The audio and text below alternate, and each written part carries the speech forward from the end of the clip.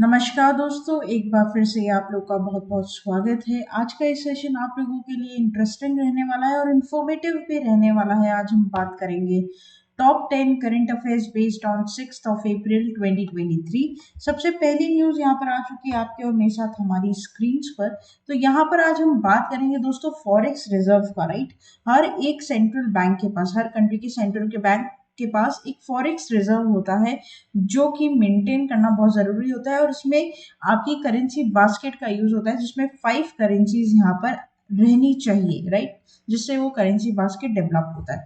तो इंडिया का जो फॉरेक्स रिजर्व है वो राइज किया है, यहाँ पर बताया जा रहा है from 578.78 billion to 5.98 billion. Right, तो ये एक अच्छी संकेत है यहाँ पर।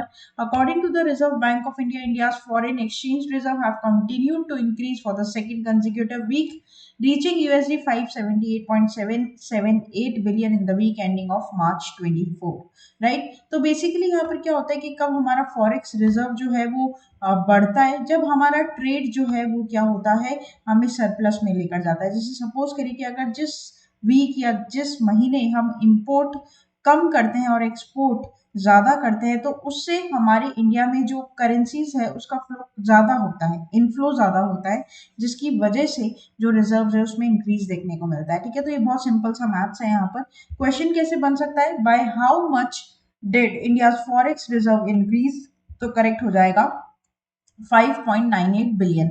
आगे बात करते हैं न्यूज नंबर 2 की। न्यूज नंबर 2 यहाँ पर हमें क्या बोलता है, फिस्कल डेफिसिट यहाँ पर हुआ है 14.54 लाख करोड़ रुपए का। यहाँ पर आप अप्रोक्सीमेटली इसको बोल सकते हैं। तो यहाँ एक नुकसान हमें देखने को मिल रहा है फिस्कल डेफिसिट में, है ना, जो कि लास्ट ईयर जो था उससे ज्यादा इस साल यहाँ पर है। तो यहाँ पर सीजीए हमारे इंडिया के जो हैं उन्होंने इंडिकेट किया है कि सेंट्रल गवर्नमेंट्स के फिस्कल डेफिसिट यहाँ पर रीच कर दी है 82.8% तक, जो यहाँ पर फेब्रवरी का टारगेट है। राइट, तो यहाँ पर जो नुकसान है वो यहाँ पर लगा है गवर्नमेंट को, और पूरे नुकसान का, पूरे एनुअली जो सालाना नुकसान है वो यहाँ पर हमें निकल कर आया है। तो इसका मतलब ये है कि इस पर जो गवर्नमेंट का एक्सपेंडिचर है वो कहीं ना कहीं क्या है, ज्यादा है उसके रेवेन्यू कलेक्शन से। तो ये इंडिकेट यहाँ पर करता है। तो यहाँ पर इस वजह से इसे फिजिकल डेफिसिट का नाम दिया गया है ना, जो बेसिकली गैप बताता है एक्सपेंडिचर और रेवेन्यू का। राइट, क्वेश्चन कैसे बना सकते हैं इस पर, what is the physical deficit till February 2023, तो करेक्ट हो जाएगा 14.5 लाख करोड़। आगे बात करते हैं न्यूज नंबर 3 की। न्यूज नंबर 3 यहाँ पर हमें क्या बोलता है दोस्तों, करंट अकाउंट। देखिए करंट अकाउंट में बेसिकली क्या होता है, मैं आपको बता दूं, बैलेंस ऑफ पेमेंट। ठीक है, बैलेंस ऑफ पेमेंट के एक होता है कैपिटल अकाउंट, एक होता है करंट अकाउंट।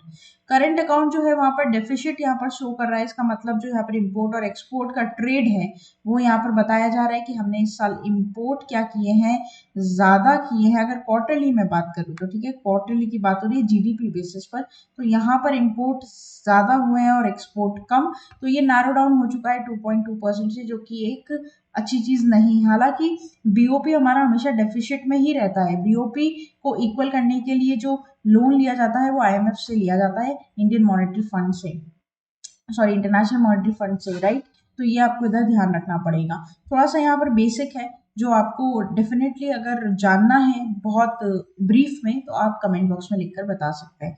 तो reserve bank of India has released a data showing the India current account deficit, an important measure to balance the balance of payment, to decrease to 18.2 billion which is equivalent to 2.2% of the GDP. Right, तो यहाँ पर एक deficit हमें देखने को मिला है, एक नुकसान आप बोल सकते हैं यहाँ पर हमें देखने को मिला है हमारे बैलेंस ऑफ पेमेंट में। बैलेंस ऑफ पेमेंट ऐसा खाता होता है दोस्तों जहाँ पर इंपोर्ट और एक्सपोर्ट की सारी अकाउंट्स रहते हैं, मैनेज करते हैं वहाँ पर। ठीक है, सारे उसके कॉस्ट वगैरह रहते हैं, कितना इंपोर्ट किया, कितना एक्सपोर्ट किया, किस में नुकसान हुआ, किस में फायदा हुआ, सारी चीजें। क्वेश्चन कैसे बनेगा, what is India's current account deficit as a percentage of GDP in quarter 3, तो करेक्ट हो जाएगा 2.2%। आगे बात करते हैं न्यूज नंबर 4 की।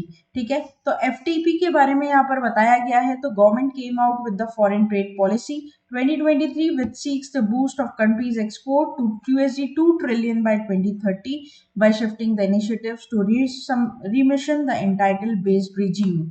तो यहाँ पर बेसिकली एफटीपी की बात की गई है, जहाँ पर इन कंट्री के जो एक्सपोर्ट्स है उसको एक बूस्ट मिली है और उस कंट्री के एक्सपोर्ट्स 2 ट्रिलियन तक यहाँ पर पहुंच चुके हैं 2030 तक, ठीक है, ऐसा कहना है।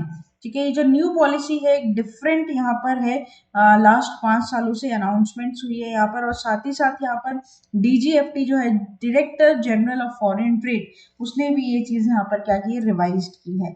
हालांकि ये पूरा जो इम्प्लीमेंटेशन है या फिर ये जो डॉक्यूमेंटेशन है पीयूष गोयल जी की निगरानी में यहाँ पर रहा है, और साथ ही साथ पीयूष गोयल जी ने ये बोला भी है कि इसे पूरी तरीके से इम्प्लीमेंट स्टार्ट किया जाएगा अप्रैल 1 से, जो कि हो चुका है। तो क्या देखते हैं अब इसके क्या रिजल्ट्स निकल कर आते हैं, क्या एक्चुअल में माइलस्टोन हम अचीव कर पाएंगे कि नहीं, ये एक आगे की बात रहेगी। 500 लोगों को पूरा टेन्योर यहाँ पर रहेगा। तो what is the target of India's export by 2030 as per the newly unveiled FTP policy, तो करेक्ट हो जाएगा 2 ट्रिलियन, राइट। आगे बात करते हैं, हाफ वे थ्रू हम हमारे वीडियो के पहुंच चुके हैं न्यूज नंबर 5 के ऊपर। तो न्यूज नंबर 5 में यहाँ पर new India literacy programme launch किया गया है। टारगेट किया गया है 5 करोड़ नॉन लिटरेट्स को within the age group of 15 years and above. तो यहाँ पर न्यू इंडिया लिटरेसी प्रोग्राम को इंट्रोड्यूस किया गया है, जो कि इम्प्लीमेंट किया जाएगा for the next 5 years, that is from 22, 23 to 26, 27। इसके पूरा फाइनेंशियल आउटले, मतलब इसका जो पूरा प्रोग्राम का फंड आउटले है 1000+ करोड़ का यहाँ पर रहेगा सेंट्रल गवर्नमेंट के द्वारा। स्टेट गवर्नमेंट 700 करोड़ का देगी, और यहाँ पर कंट्रीब्यूट किया जाएगा करीबन करीबन आपका पूरा आउटले, जो कि मैंने आपको बता दिया, 35, 36, 27 करोड़ यहाँ पर, 37 करोड़ यहाँ पर करीब रहेगा। इसमें 700 सेंट्रल गवर्नमेंट और 300 350 स्टेट गवर्नमेंट का रहेगा। प्राइमरी ऑब्जेक्टिव क्या है, ये बड़ा इंपॉर्टेंट है, साथ में ये तो है ही आपके लिए इंपॉर्टेंट। प्राइमरी ऑब्जेक्टिव है कि 5 करोड़ इंडिविजुअल्स को within the age group of 15 and above, उनको जिनको अभी तक भी पढ़ना लिखना नहीं आता ना, उनको लिटरेसी प्रोवाइड करवाएंगे यहाँ पर। आई बात समझ में? तो बेसिकली यहाँ पर क्या होगा, ये होगा आपका लिटरेसी प्रोग्राम, पढ़ाने लिखाने का प्रोग्राम, हिंदी वर्ड में इजीली बोलो तो what is the target of new India literacy policy, तो करेक्ट हो जाएगा 5 करोड़ लोगों को जो कि नॉन लिटरेट है with in the age group of 15 and above, उनको शिक्षा प्रदान करना। आगे बात करेंगे न्यूज नंबर 6 के ऊपर, काफी important. Indian railway complete 100% electrification railway network इन हरियाणा। तो यहाँ पर दोस्तों हरियाणा के जो इंडियन रेलवे का है ना, हरियाणा पूरा एक ऐसा स्टेट बन चुका है जहां पर 100% इलेक्ट्रिफिकेशन आ गया है, ब्रॉड गेज, राइट, पूरी तरीके से 7 जोनल रेलवेज है वहां पर, ठीक है, उन सभी में आपको देखने को मिलेगा 100% इलेक्ट्रिफिकेशन। सीधा सिंपल इंपॉर्टेंट न्यूज यहाँ पर आपके साथ शेयर कर रहे हैं हम। These railways are ECOR, north railways, eastern railways, south railways, west railways और सेंट्रल रेलवे, राइट। तो यहाँ पर जितना हो सके कम से कम गैस इमिशंस और सस्टेनेबल ट्रांसपोर्टेशन यहाँ रहेगा, ग्रीन हाउस गैसेस को रिड्यूस करना, ये स्टेप लिया गया है इस अचीवमेंट के तहत, राइट। वेरी इंपॉर्टेंट, 100% इलेक्ट्रिफिकेशन यहाँ देखने को मिलेगा। क्वेश्चन कैसे बन सकता है, which state has become the first state in India to have 100% electrified railway network, तो करेक्ट हो जाएगा हरियाणा। आगे बात करेंगे न्यूज नंबर 7 के ऊपर। न्यूज नंबर 7 क्या बोलेगा, Himachal Pradesh Kangra tea gets European GI tag. तो यहाँ पर जो हिमाचल प्रदेश की कंगरा टी है, ठीक है, चाय है, बेसिकली चाय का यहाँ पर स्पीशी है ना, तो उसको यूरोपियन GI टैग यहाँ पर मिला है। बहुत इंपॉर्टेंट आप लोग के एग्जाम के लिए, है ना। GI टैग क्या होता है, geographical indication tag. European commission ने अवार्ड किया, स्टेटस दिया है कांगड़ा टी को, जो कि आपको देखने को मिलेगी Himachal Pradesh, right, very important. तो जैसे बासमती राइस भी होता है, उसका भी GI टैग है, ठीक है, रसगुल्ला का है, मैंगोस का है, नागा चुलकिया चिलीज जो है उसका है, ठीक है, भूत चुलकिया बोले नागा चुलकिया बोले एक ही बात है, ठीक है। तो it's very very very important you to know, right. तो आप प्लीज इसे मार्क डाउन कर कर रखें, इसका नाम ध्यान रखें, और कहाँ इसका GI टैग है वो आपको याद रखना पड़ेगा।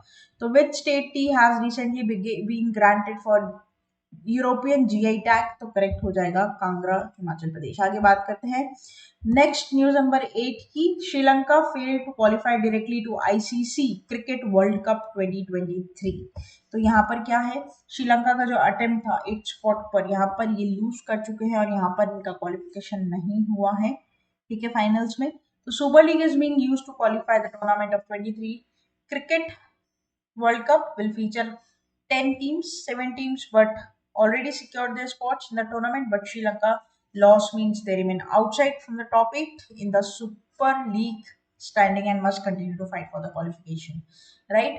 तो यहाँ पर इनका सिलेक्शन नहीं हुआ है, हालांकि अभी भी फाइट करेंगे ये लोग आने के लिए, तो ये हमें देखने को मिलेगा। MRF ICC men's cricket world cup super league, which country fail to qualify directly from ICC cricket world cup 2023, तो करेक्ट हो जाएगा श्रीलंका। आगे बात करते हैं न्यूज नंबर 9 की। ऑर्बिचरी है डिमाई से काफी इंपॉर्टेंट रहेगा, सारा थॉमस।